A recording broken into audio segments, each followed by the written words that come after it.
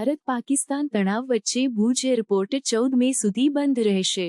ભારત અને પાકિસ્તાન વચ્ચે તણાવ યથાવત રહેતા ગુજરાતના ભુજ એરપોર્ટ 14 મે 2025 સુધી બંધ રહેશે। આ નિર્ણય ભારત સરકારના નાગરિક ઉડ્ડયન મંત્રાલય દ્વારા લેવામાં આવ્યો છે, જેનો ઉદ્દેશ સુરક્ષા અને સંભવિત હવાઈ હુમલાઓ સામેની તૈયારી છે। આ નિર્ણય ઓપરેશન સિંદૂરના ભાગરૂપે લેવામાં આવ્યો છે, જેમાં બંને દેશો વચ્ચે તણાવ વધ્યો છે। ભુજ એરપોર્ટ સહિત ઉત્તર અને પશ્ચિમ ભારતના કુલ 32 એરપોર્ટ 9 મેથી 14 મે 2025 સુધી નાગરિક ઉડ્ડયન માટે બંધ રહેશે।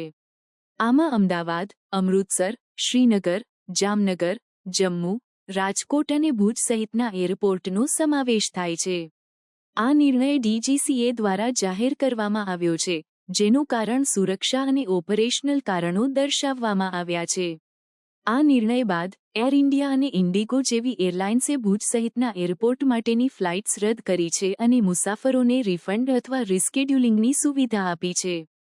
મુસાફરોને સલાહ આપવામાં આવી છે કે તેઓ એરપોર્ટ પર ઓછામાં ઓછા 3 કલાક પહેલા પહોંચે અને સુરક્ષા તપાસમાં સહયોગ આપે।